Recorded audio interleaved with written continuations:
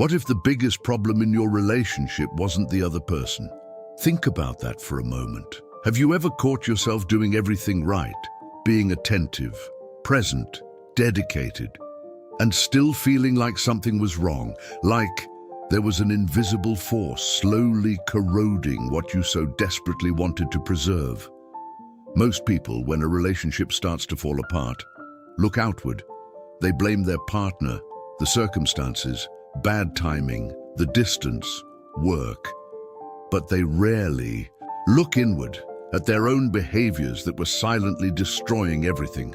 More than 2,000 years ago, a man who lost his greatest teacher, watched friends drift away, and survived betrayals that few could endure, arrived at a disturbing conclusion.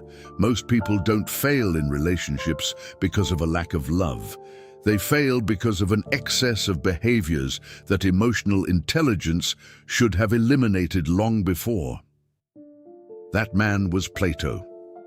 Before you think we're about to talk about abstract philosophy disconnected from your reality, let me tell you something important.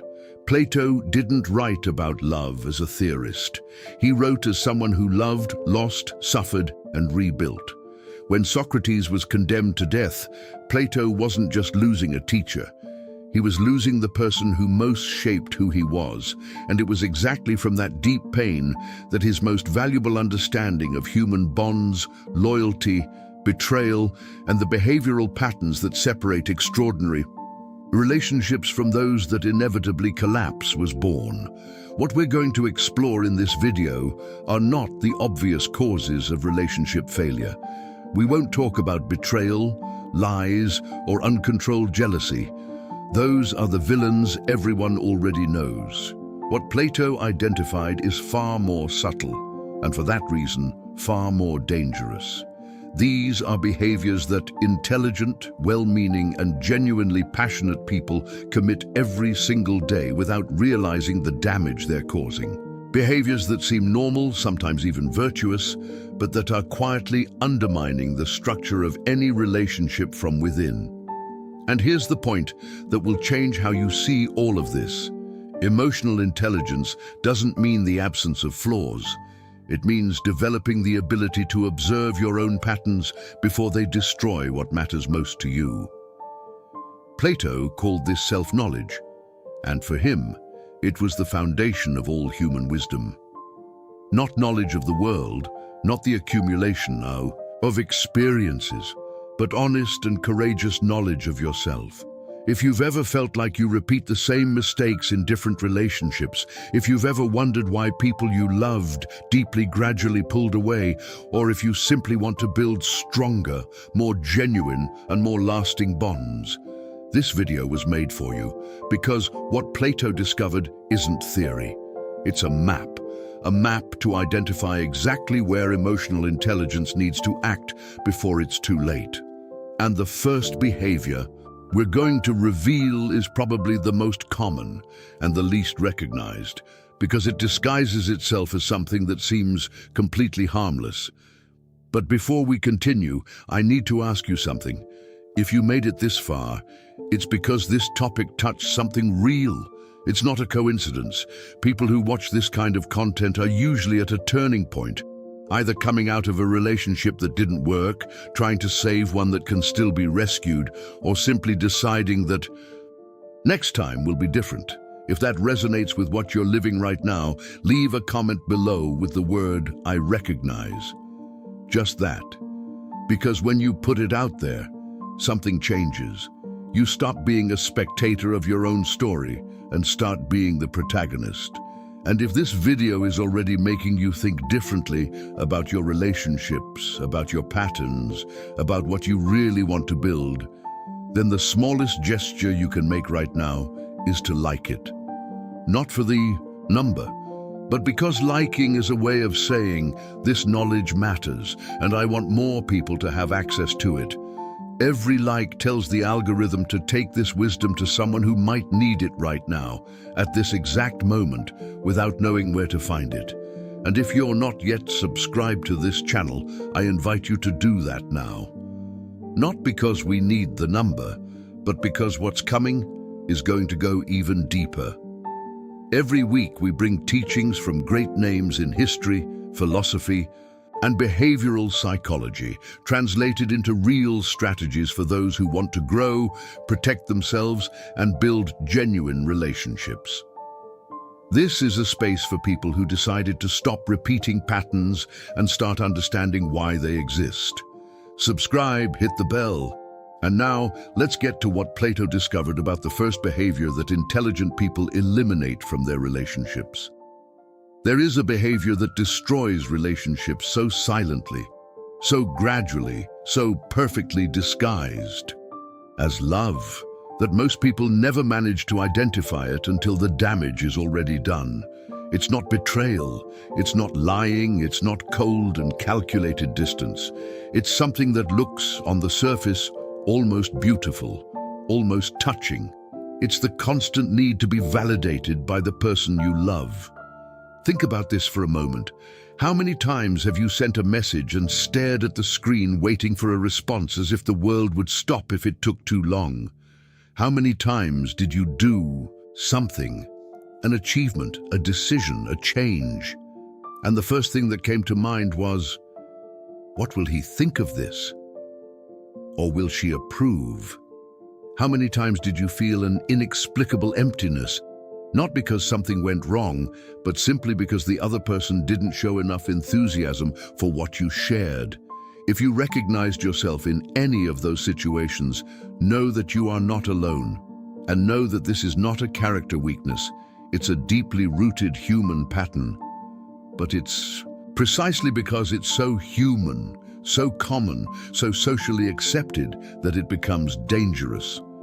Because when external validation becomes a constant need inside a relationship, it stops being a gesture of affection and transforms into an emotional trap that imprisons both sides.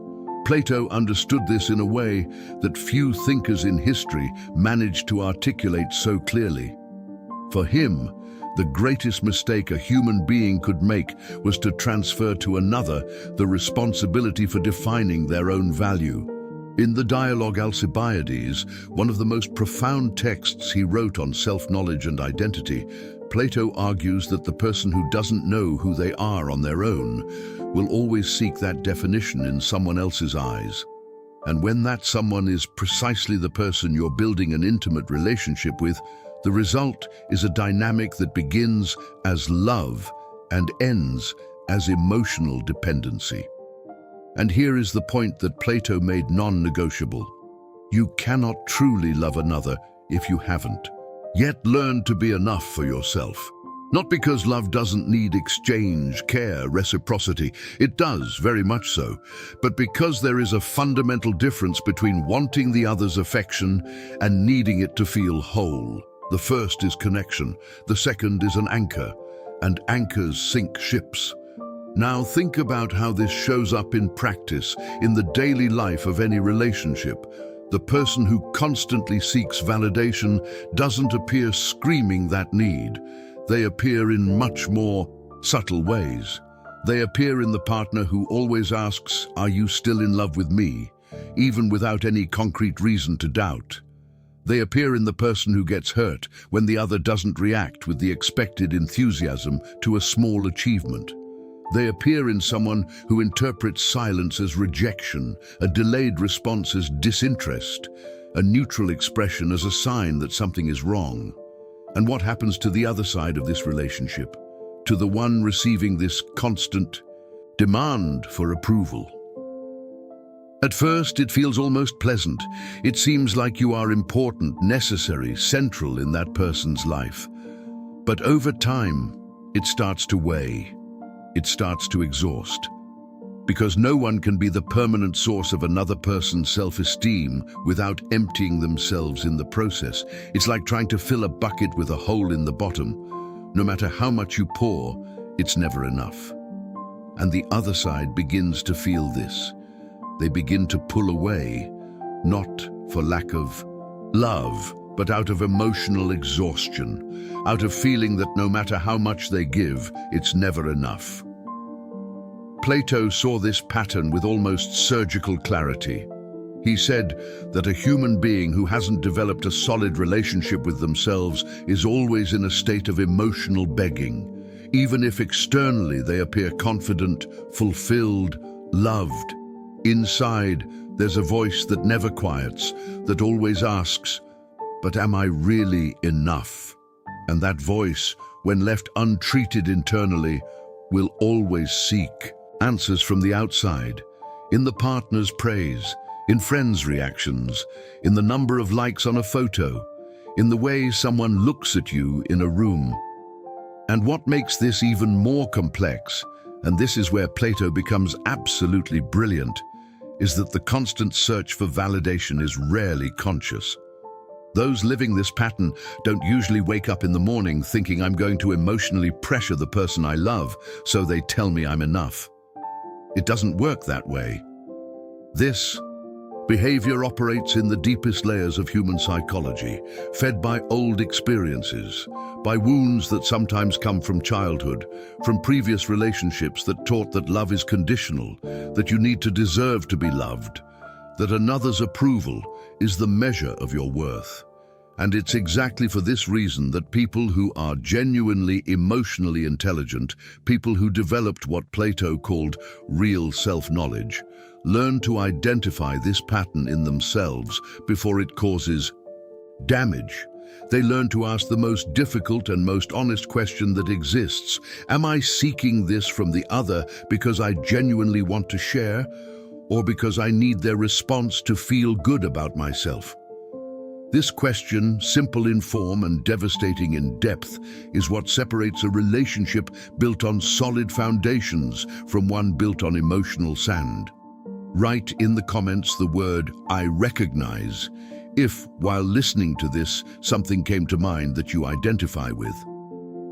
Because the second behavior is even more subtle, and you're probably doing it today without realizing it. There is a very dangerous illusion that settles into the heart of almost every relationship at some point. An illusion so perfectly disguised as love, care, and good intention that the person living inside it rarely manages to see what's really happening. This illusion has a simple name and a devastating consequence. It's called the belief that you can and should change the person you love. Pay attention to how it begins. At the start of any relationship, there's that period where everything seems perfect. You see the other with an almost luminous clarity. The qualities leap to the eye. The flaws seem small, manageable, even charming in a way. But with time, as intimacy deepens and daily reality replaces the euphoria of the beginning, something changes.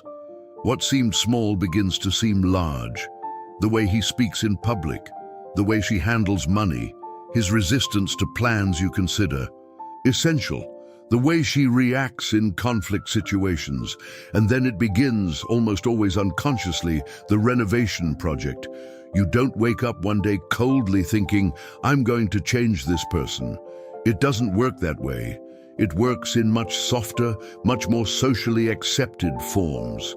It works as a suggestion here, a constructive criticism there, as a "you should try doing it differently" wrapped in genuine concern, as subtle comparisons with other people who coincidentally do exactly what you wish your partner would do, as a calculated silence after a behavior you disapprove of, waiting for the other to figure out on their own what needs to change. And what makes this pattern so hard to identify is that it almost always comes accompanied by a very convincing internal narrative. "I do this because I care. I want what's best for him. She has so much potential, it's just a matter of time. If he really loved me, he'd make that effort." These phrases seem reasonable. They even seem noble. But Plato saw behind them something completely different and far more honest.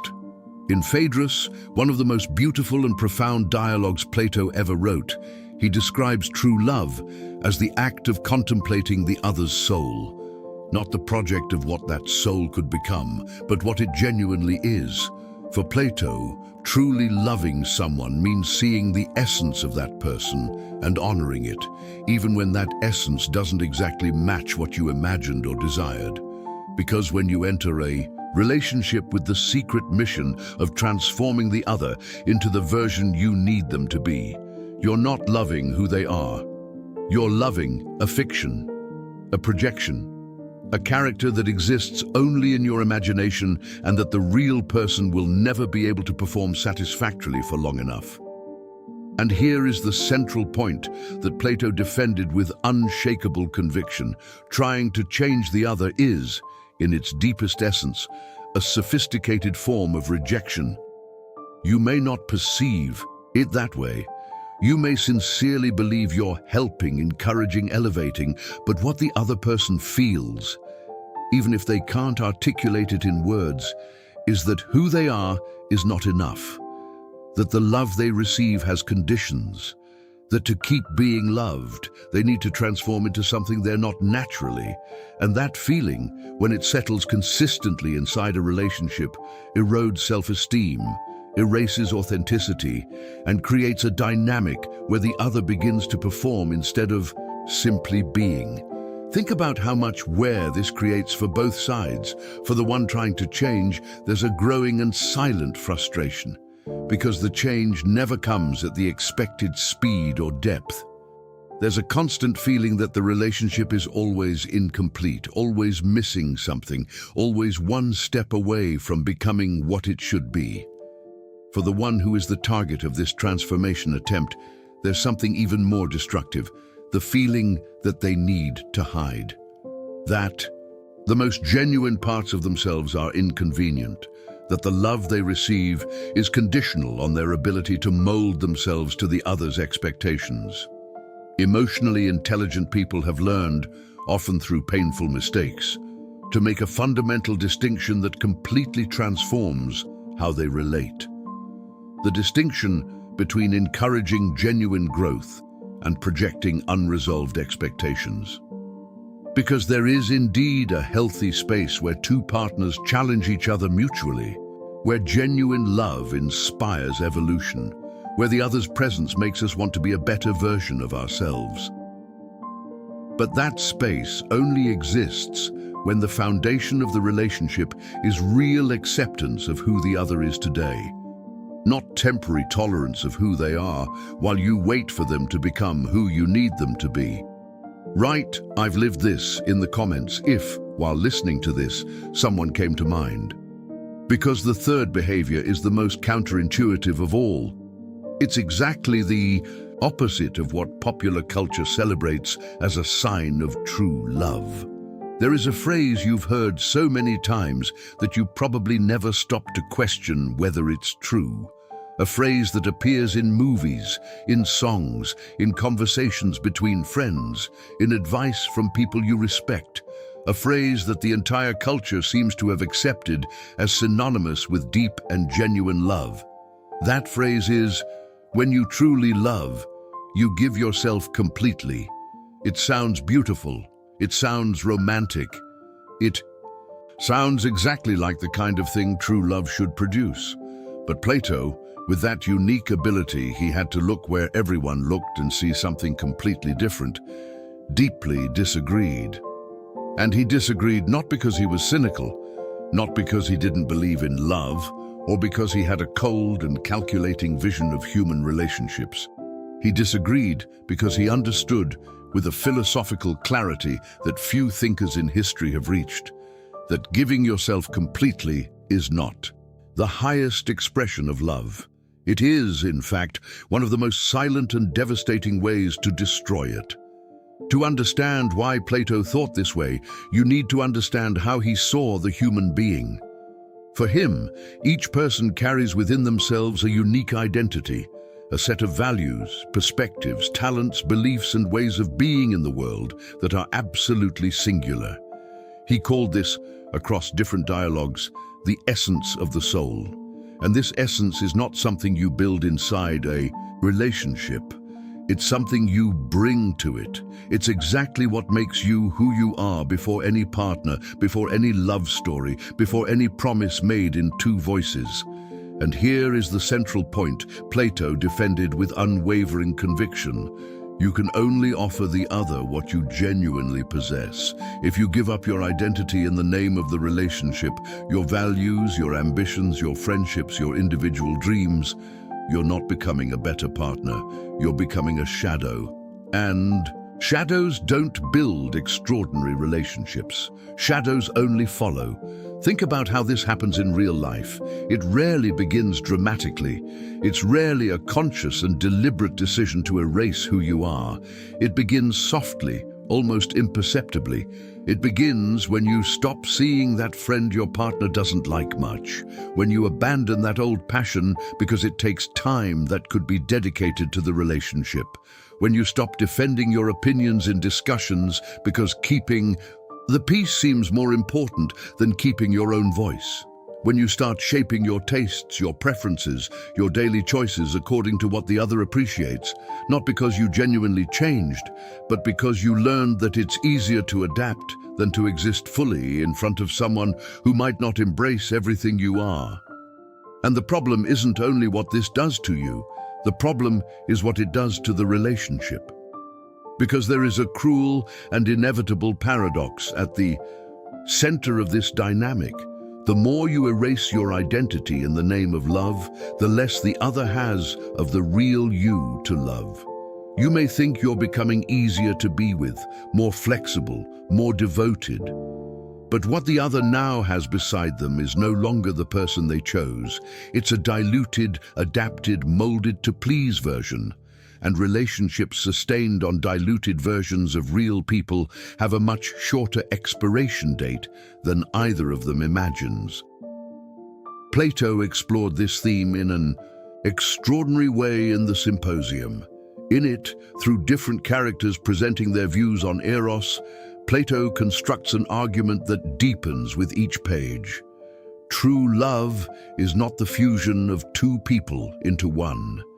It is the encounter of two complete identities that, as they come together, create something greater than either could create alone. Two whole beings, not two halves that complete each other, because halves are, by definition, incomplete. And incomplete people cannot give the other what they need to flourish. And there is a practically devastating consequence for those who abandon their own identity inside a relationship. When the relationship ends, and every relationship sustained on the annulment of one of the parties eventually ends, the person who gave up themselves is left in a void that goes far beyond the pain of the breakup. They find themselves not knowing who they are, not knowing what they like, not knowing what they want, without the friends they abandoned, without the ambitions they silenced, without the identity they let dissolve slowly, so slowly that they never even noticed the exact moment they stopped existing as an individual. That is the real cost of giving yourself up in the name of love. And that's why people with genuine emotional intelligence treat the preservation of their own identity not as selfishness, but as responsibility, as the most honest and most respectful gesture you can make inside any relationship. Because when you remain whole, when you continue being who you are even inside love, you offer the other something that no diluted or adapted version could offer: your real presence, complete, authentic. Write "I lost myself" in the comments if, while listening to this, you remembered a version of yourself you left behind in some relationship, because the fourth and final behavior we're going to reveal now is the most courageous of all, and also the one Plato considered the most transformative. There is a very comfortable lie that circulates inside relationships of all shapes and sizes, a lie that presents itself with the appearance of maturity, of balance, of emotional wisdom, a lie that many people repeat proudly as if it were a trophy earned after years of self-knowledge. That lie sounds something like this: I don't like conflict, I prefer to avoid arguments. In my relationship, we don't fight. And again, it sounds beautiful. It sounds like the kind of relationship everyone should want. It sounds like emotional maturity in action. But Plato, who built his entire philosophy on the transformative power of honest and direct dialogue, who learned from Socrates that truth only emerges when people have the courage to confront it head-on, saw in this posture something completely different from what it appears. He saw not wisdom, but emotional cowardice disguised as peace. And before you react to this statement, let me invite you to consider an uncomfortable possibility. What if the peace you so protect inside your relationship isn't real peace? What if it's just silence? What if what you call harmony is actually the absence of honesty, the accumulated result of all the conversations you chose not to have, all the truths you decided to swallow, all the moments when you chose to smile on the outside while something died on the inside? Because there is an enormous difference, and Plato understood this better than any thinker of his time, between a relationship that has no conflict, because both people are genuinely aligned, and a relationship that appears to have no conflict because one or both parties have learned to hide what they really feel to maintain a smooth and calm surface. The first is rare and extraordinary. The second is far more common than anyone likes to admit, and the second, as comfortable as it seems in the short term, carries inside it an accumulated tension that grows silently until the moment it no longer fits, and then explodes in a way that's disproportionate to any immediate trigger, because it's not about the trigger. It never was. It's about everything that went unsaid for months, sometimes years. Plato developed throughout his entire work a method he inherited from Socrates and deepened with his own philosophical genius, the dialectical method. The central idea was simple and revolutionary at the same time. Truth doesn't exist in a single mind. It emerges from the honest encounter between different perspectives. It's born from the intellectual and emotional friction between people who have the courage to say what they think, to hear what the other thinks, and to traverse together the discomfort of that process until reaching something more true than either had before the conversation began. Think about how it works in practice. When you avoid a difficult conversation, when you swallow a hurt, when you let pass a behavior that deeply bothered you, when you decide it's not worth discussing because it will create tension, you're not solving anything, you're postponing, and every time you postpone, the weight of the unsaid gets a little heavier. The hurt not expressed today becomes tomorrow's resentment. The boundary not established this week becomes next month's exhaustion. The truth swallowed in this conversation becomes the silent distance of the following years. And there is an even subtler and more destructive effect that avoiding conflict produces inside a relationship. When you consistently avoid difficult conversations with the other, you start building an internal narrative about them. A narrative that was never tested by reality, never exposed to dialogue, never given the chance to be corrected or expanded by what the other really thinks and feels. You start accumulating interpretations, assumptions, conclusions, all built in silence, all based on your unilateral perspective, all fed by the absence of real conversation. And with time, you're no longer relating to the person beside you. You're relating to the version of them that exists in your head, a version built from unverified assumptions and unexpressed hurts. And they, on the other side, are doing exactly the same thing with you. Two ghosts relating to imaginary versions of each other, while the real people become increasingly distant, increasingly unknown, increasingly alone inside a relationship that still exists in form but has emptied in content. People with real emotional intelligence have learned something. That seems simple, but requires a courage that few develop. The discomfort of an honest conversation is always, absolutely always, smaller than the cost of prolonged silence. Always, without exception. Because difficult conversations, when conducted with genuine intention and real respect, have the power to bring people closer. They have the power to reveal. They have the power to create between two people an intimacy that no amount of pleasant and superficial moments can produce. Write, "I have a pending conversation" in the comments if, while listening to this, a conversation you're postponing came to mind. Because now that you know the 4 behaviors Plato identified as the greatest silent destroyers of any relationship, it's time to understand how Plato didn't just identify these patterns, but how he transformed them into practical wisdom in his own life. Until now, you've learned about 4 behaviors that destroy relationships in a silent and gradual way. But there is a question that's probably in your mind right now. And it's the right question, the one that separates those who consume wisdom from those who genuinely transform it into life. Plato didn't just theorize about all of this. He lived, he made mistakes, he lost. And it was exactly through those real losses, those concrete experiences of pain and reconstruction, that he developed not just a philosophy about relationships, but an entirely different way of existing inside them. Plato was born into an Athenian, aristocratic family with all the privileges and expectations that brought. From a young age, a path was laid out for him, a political career, a public life of power and influence. And he was walking in that direction when something happened that changed absolutely everything. He met Socrates. That encounter wasn't just intellectual, it was a meeting of souls. Socrates wasn't just a teacher to Plato, he was the first human being Plato had ever met who seemed genuinely committed to one thing, above all others: truth. Not convenient truth, not the truth that pleased the right people, not the truth that guaranteed power and security. Real truth, honest, uncomfortable, and transformative.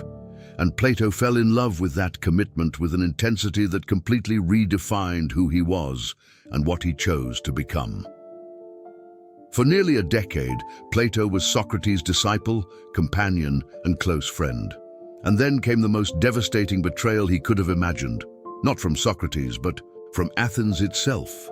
The city that Socrates had dedicated his entire life to serving, questioning, trying to make wiser and more just, condemned him to death. Accused of corrupting the youth and disrespecting the gods, Socrates was tried, condemned, and executed. And Plato was there. He saw everything. He lost in a single moment the man who was the center of his intellectual and emotional life, and lost also, once and for all, any illusion he might have had about the natural goodness of people and institutions. This event could have destroyed Plato, and for a time, in a certain way, it did. He left Athens. He traveled. He spent years in other places, seeking to rebuild something inside that had been completely shattered from the outside. And it was during this period of voluntary exile, this period of solitude, grief, and deep reconstruction, that Plato began to develop in practice what would later become the core of his philosophy about relationships and human bonds.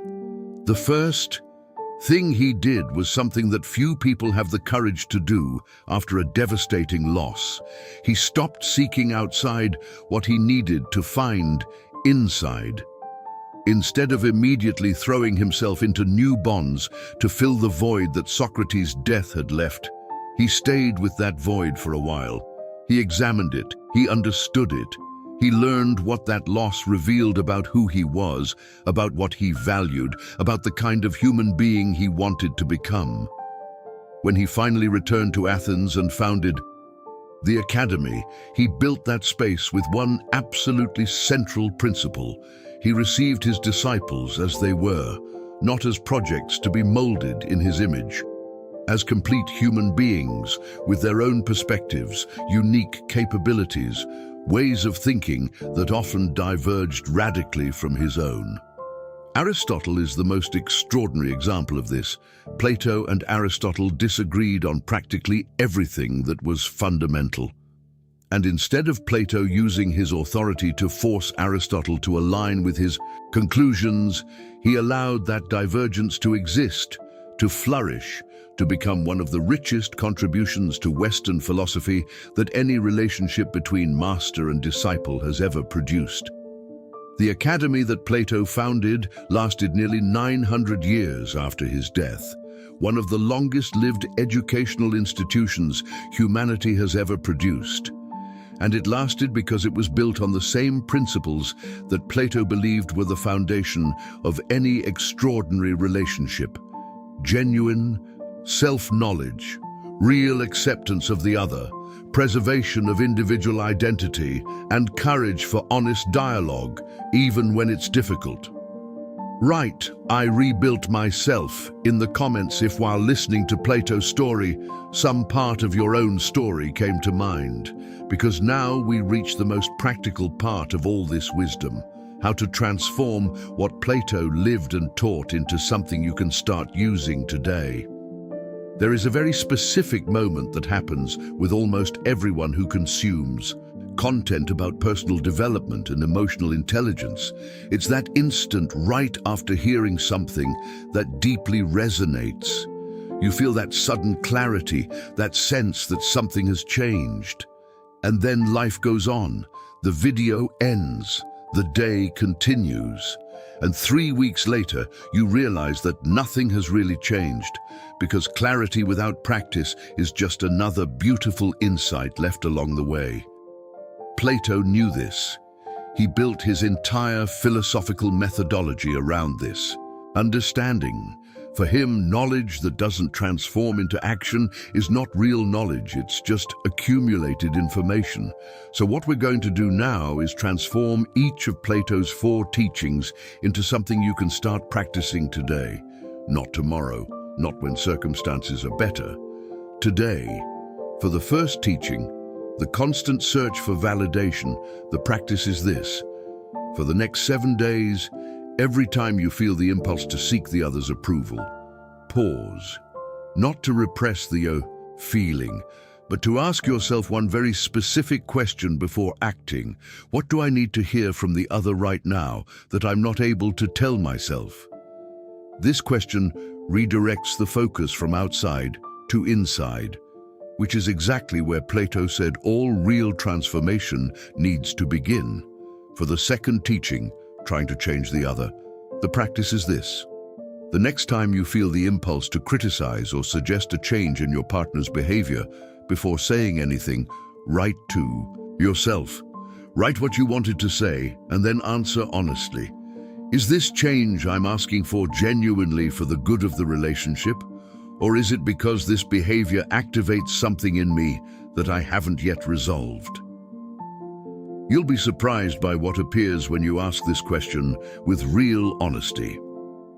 For the third teaching, preserving your own identity, the practice is this. Once a month, sit alone with yourself and do a simple inventory.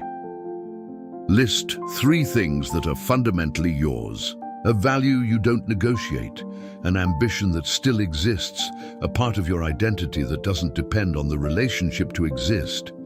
And then ask honestly, are these 3 things still alive? Are you still nurturing them?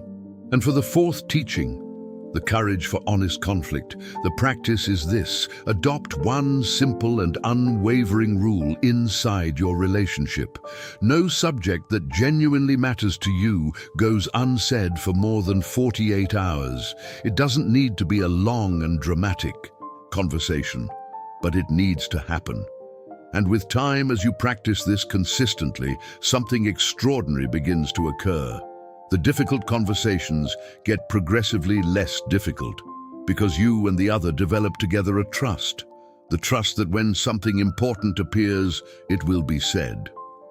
Write "Plato was right" in the comments if you feel that this video changed something in the way you see your relationships. Because now we reach the moment that unites everything. What becomes possible when you genuinely apply all of this? There is a question that nobody asks when they're in the middle of a difficult relationship, when they're carrying accumulated hurts, when they're exhausted from trying, when they're feeling that silent distance that neither names but both feel every day. But there is a far more powerful, far rarer, and far more transformative question that almost no one has the courage to ask. That question is, what would it be like if it were different? What would your life be like if you genuinely eliminated the 4 patterns we explored together? If you stopped seeking constant validation, stopped trying to reform the other, stopped getting lost inside love, and stopped running from conversations that need to be had, what would become possible? Plato spent his entire life trying to answer this question, and what he discovered is at once simple and extraordinary. When 2 human beings relate from a place of wholeness, when both arrive at the etu, relationship, knowing who they are, without needing the other to define them, without carrying the secret project of reforming the other, without giving up themselves, and without fleeing from the truth. What is created between them is not just a good relationship, it is a kind of bond that most people spend their entire lives seeking without ever finding, because they're looking in the wrong place. Plato called this bond its highest form of love, not eros, the passionate and intense love that everyone knows, but something he considered rarer, deeper, and more lasting. He called it philia, a love born from genuine recognition, the kind of love that is only possible when you really know the other, not the version of them you built in your head, not the project of what they could become, but who they really are with everything that includes. This kind of bond has very specific characteristics. The first is security, not the superficial security of knowing the other won't leave, but a much deeper security. The security of knowing that you can be completely who you are in front of the other without fear of losing the love. That your deepest fears, your most hidden insecurities, your most human contradictions won't make the other pull away. They'll make the bond grow stronger. The second characteristic is mutual growth. Not the growth that happens when someone pressures you to change, but the growth that happens naturally, organically, almost without conscious effort, when you are beside someone who truly sees you. Because when someone genuinely perceives you, when someone knows who you are and believes in what you're capable of becoming without needing you to change to deserve their love, something inside you expands. You become more courageous, more willing to try difficult things, more capable of facing your own fears, not because the other pressured you, but because the security they offer creates the internal space necessary for you to grow. And here is the most important point. Everything we've described, the security, the mutual growth, the genuine witness, is not the result of finding the right person. It's the result of becoming the kind of person capable of building this kind of bond. And that distinction changes absolutely everything, because most people spend their lives waiting to find the right relationship, while continuing to repeat the same patterns that make it impossible to build exactly what they seek. You don't find an extraordinary relationship, you become capable of building one.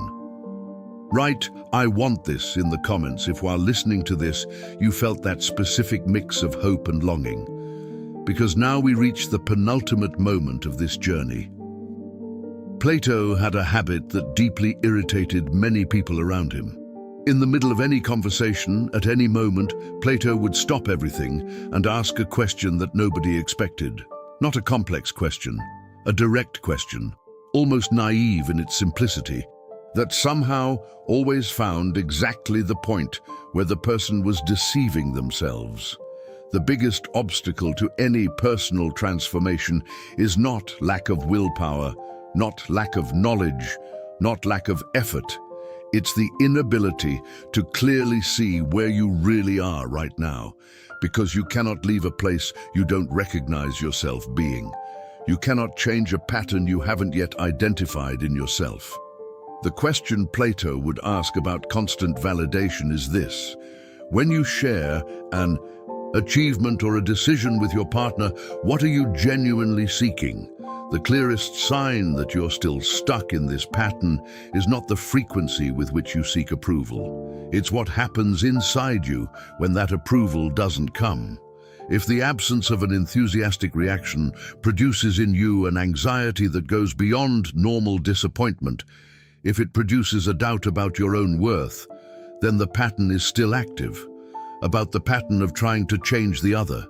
When you imagine the perfect relationship you want to have, is the person at your side in that image your current partner, or an improved version of them? If the honest answer is the second option, you're still, at some level, loving a potential instead of a reality. About the loss of identity, is there any part of who you are that you hide from your partner? Aspects of your personality, opinions you have but don't express? Parts of who you are that went on standby because they learned they weren't well received? The clearest sign, do you feel more like yourself when you're alone or with friends than when you're with your partner? And about running from honest conflict, is there any conversation you need to have with your partner that you're postponing right now? A truth that's waiting to be said, an accumulated hurt, a boundary that needs to be established. If you're postponing that conversation for more than a week, it has already passed the point that Plato would consider acceptable. Right. I identified in the comments if, while listening to this topic, you clearly identified which of these 4 patterns you're still stuck in. Not as a confession, as an act of courage. Because now we reach the most personal moment of this entire journey. I want to stop for a moment before continuing, because what needs to be said now is different from everything we've explored so far. I need to talk directly to you, to the person who made it to this point in the video, who heard everything that was said, who recognized themselves in some of the stories. You made it here for a reason. People who aren't ready for any of this stop at the second minute. The fact that you're here now means that something inside you recognized that this content has something to do with your real life, with something you're living or have lived or don't want to live anymore. But there is something that needs to be said explicitly. Most people hear content like this and leave with a feeling that now they know more about what they're doing wrong. And that feeling, as much as it seems like progress, can become one more weight if it doesn't come accompanied by something fundamental. Compassion. Not compassion for the other, but compassion for yourself. Think about this. If your best friend came to you today and said they spent years constantly seeking their partner's validation because deep down they never felt enough, what would you say to them? Would you judge them? Or would you look at them with that specific generosity we reserve for those we genuinely love? Plato understood that the vast majority of behaviors that destroy relationships aren't born of malice or weakness of character. They're born of the absence of models, of the unconscious repetition of patterns that were learned before you had any capacity to choose what you wanted to learn. So, before continuing, I need you to give yourself permission. Permission to have arrived here carrying patterns you didn't consciously choose. Permission to have made mistakes in previous relationships without that defining who you are or what you're capable of building. Permission to still be in the middle of the process, because real transformation is not an event, not a dramatic turn that happens in an instant. It's a slow, non-linear process full of advances and setbacks that requires exactly the kind of patience and generosity that Plato taught. The patterns we explored today are not character flaws. They are symptoms. They are signs of legitimate needs that didn't find a healthy way to be met. The need to be seen is legitimate. The need for security is legitimate. The need to belong, to be loved, to build something lasting with another person. All of these needs are deeply human and absolutely valid. The problem was never the need. The problem was the strategy used to meet it. You deserve relationships where you can be completely who you are. You deserve love that doesn't require you to shrink to fit. You deserve the depth of a connection where the other truly knows you and chooses to stay precisely because of that. You deserve to grow inside a bond instead of disappearing inside it. Not because you're perfect, but because you're human. And humanity, for Plato, was sufficient condition to deserve all of this. And now that you have the wisdom, the practices, the self-knowledge, and the permission, now we reach the final moment of this journey. We've reached the end. But before closing, I want you to do one very simple thing. I want you to think for a moment about who you were at the beginning of this video, before the questions, before the 4 patterns, before Plato, before everything we explored together. Think about how you arrived here, and then compare it with what you're carrying now, because if you listened attentively, if you stayed present, if you allowed the right questions to find the right places inside you, something changed. It may be subtle, it may be just a new question you didn't have before, but something changed, and that matters much more than anyone usually recognizes. So let's do together what Plato would do at the end of any great dialogue, a living synthesis of the 4 truths we explored. The first truth, who you are, does not depend on how the other sees you. The constant search for validation is not a personality flaw. It's a learned strategy that has outlived its usefulness. And every time you manage to pause before seeking approval and honestly ask what you yourself think about what you're experiencing, you're practicing the self-knowledge that Plato considered the foundation of all human wisdom. The second truth, truly loving someone means seeing who they are, not who you need them to be. Every time you feel the impulse to reform or correct the other, ask Plato's question, is this about them or is it about me? The third truth, you are the most precious asset that exists inside any relationship you build, not your availability, not your ability to adapt. You, who you really are with everything that includes. Preserving that identity is not selfishness. It's the most generous gesture you can make inside any bond, because it's the only one that guarantees the other is truly loving you, and not just the edited version you presented to be accepted. And the fourth truth, the conversations you avoid are exactly the conversations that most need to happen. The discomfort of a truth said with care and genuine intention is always temporary. The weight of an unsaid truth accumulates indefinitely, and relationships that learn to traverse difficult conversations together build a solidity that no amount of pleasant and superficial moments can produce. If this video touched something real for you, if any of the questions found exactly where you were deceiving yourself, if any moment of this journey made you think differently about yourself and about what you want to build, then share it. Because you probably have someone in your life who could benefit from hearing exactly this. And sometimes the most generous thing you can do for someone you love is simply send a video and say, "This made me think of you." Like this video if it made a difference. Subscribe to the channel if you want to continue this journey, and write "Plato transformed my view" in the comments if you leave this video seeing your relationships in a way that didn't exist when you arrived. Because in the next video, we're going to explore something that Aristotle, Plato's greatest disciple, discovered about the nature of human friendships, something that will completely change how you classify the people who have space in your life. Aristotle identified that there are exactly 3 types of friendship, and only one of them is real. The other 2, as genuine as they might seem, are bonds with a built-in expiration date that most people never manage to identify in time. He said something that seems brutal the first time you hear it, but that makes deeper and deeper sense the more you think about it. Most people never experience a true friendship in their entire lives, not because they're incapable, but because they never understood the difference between the 3 types.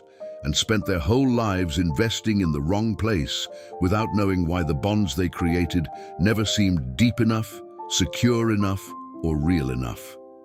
Subscribe now so you don't miss it, because that is the kind of content that arrives once, and when it arrives at the right moment, it changes how you choose who you share your life with. I'll see you in the next video.